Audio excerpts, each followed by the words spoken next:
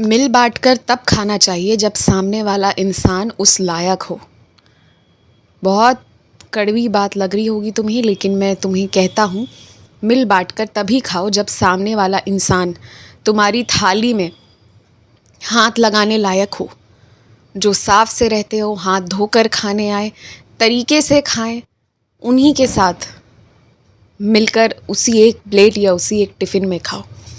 नहीं तो मिल बाँटकर खाने की आवश्यकता नहीं है। अपनी थाली अकेले खुद से खाओ, उसमें किसी और को हाथ फिर मत लगाने दो। किसी की जूठी थाली कभी मत खाओ। कोई प्यार से भी खिलाए, मना कर दो। 1 बार, 2 बार, 3 बार बुरा लगेगा, चौथी बार से सामने वाला कहना छोड़ देगा, और कहना छोड़ भी देना चाहिए। तुम्हें पता है एक बात, जब मंदिर में मेरे आगे भोग लगाई हुई थाली में से भी तुम्हें कुछ मिलता है ना, तो वो प्रसाद मिलता है तुम्हें। तुम मेरे बच्चे हो, मैंने तुम्हें किसी का जूठा खिलाने का आदत लगाया ही नहीं है। तुम जब मेरी थाली से खाए हो तो प्रसाद खाए हो, जूठा मैंने तुम्हें कभी नहीं खिलाया है, कभी भी नहीं। तो किसी इंसान का भी जूठा तुम्हें नहीं खाना है, और अपनी थाली में हिस्सेदारी नहीं देनी है किसी को। हाँ, अलग से दूसरा डब्बा बना कर ले जाओ, उसमें कोई दिक्कत नहीं है।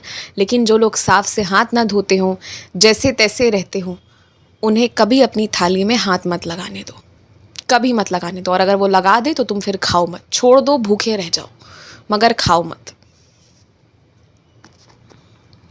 और मेरी इस बात को ना नज़रअंदाज मत करना, इस बात को हल्के में मत लेना। मैं सच में तुमसे कह रहा हूँ, इससे पहले कि लोगों को आदत लगे जूठा खाने खिलाने का, तुम मना कर दो। देर रात तक काम के अलावा अगर जाग रहे हो तो क्यों जाग रहे हो?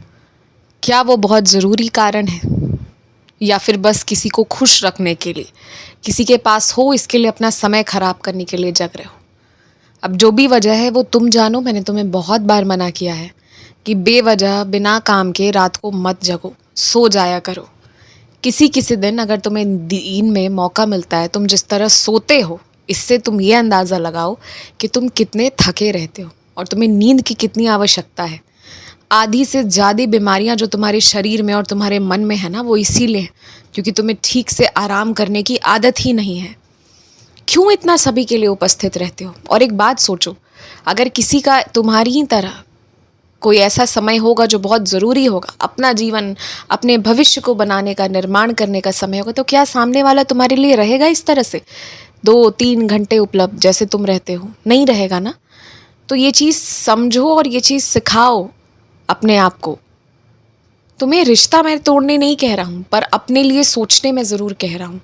जहाँ ज़रूरत है वहाँ तुम सबके लिए रह जाओ, रहो, उपस्थित हो, सबके सुख दुख के साथी बनो। लेकिन ये रोज़ की दिनचर्या अपनी ख़राब कर लोगे ना, तो बिना वजह दिमाग में तनाव उत्पन्न होगा और उसका कोई समाधान नहीं निकल पाएगा। इसीलिए इस चीज़ से बचो, अच्छे से नींद लो। जितनी अच्छी नींद लोगे उतने अच्छे पाठ होंगे, उतना अच्छा दिन भर काम करोगे। और जिस दफ्तर से तनख्वाह आती है ना, उस दफ्तर के लिए बहुत अच्छी नीयत मन में रखो।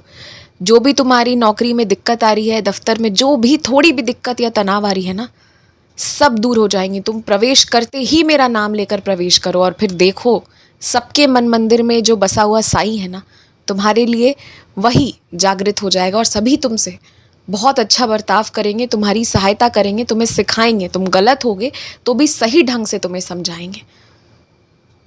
बस तुम मुझ पे ध्यान लगाओ, और जो मैं करवाता जाऊं वो करो, और जो मैं ना करवाऊं उससे दूर रहो। खूब खुश रहो। आयुष्मान भवा।